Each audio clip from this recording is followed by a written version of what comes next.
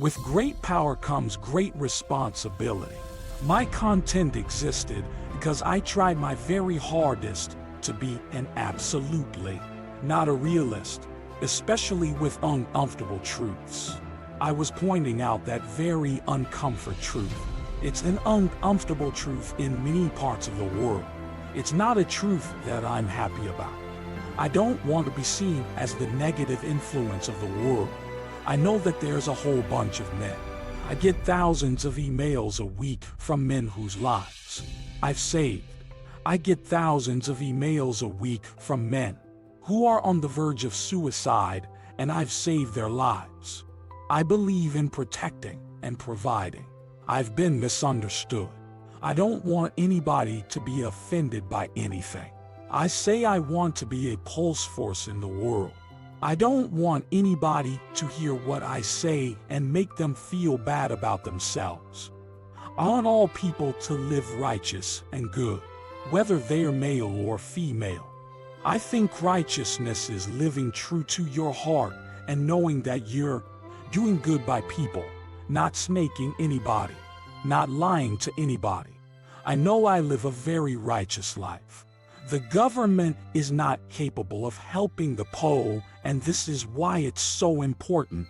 As a person, you take personal responsibility and understand you're living in a world where the matrix can be cracked.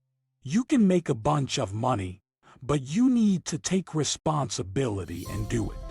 I refuse to accept that there are people out there who cannot become happy, content individuals. I refuse to accept. We live in a world where God is creating people who, no matter how hard they work and how good their life becomes, can't be happy. I don't accept that. I accept that the universe is a very given place and that God loves all of us. And if you try your best and you work hard, you can become a better person. I'm telling the younger generation that if they don't get up and work hard and make sure that they are important so that the world is not going to get about 99% of my content is aimed at men telling them the truth, saying that as a man, you're born with no inherent value. You have to become important. You have to go through some pain or go through some suffering to make people care about you. Otherwise, you're not gonna matter as a dude if you walk into a party and you put no effort into your life. Nobody. And every man out here knows.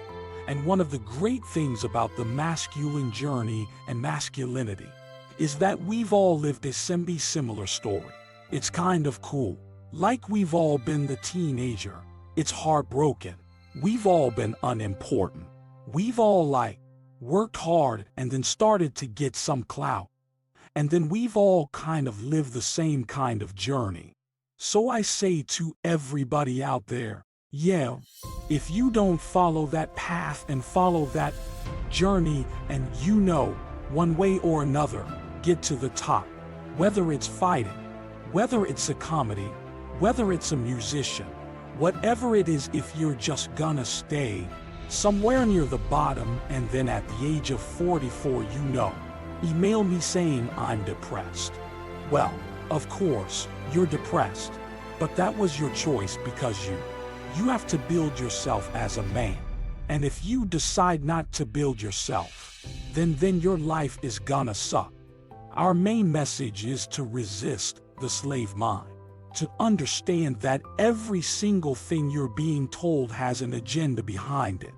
We would be told otherwise to examine every strongly held belief you have and try to identify where it comes from and why you have it. I sit and argue with people.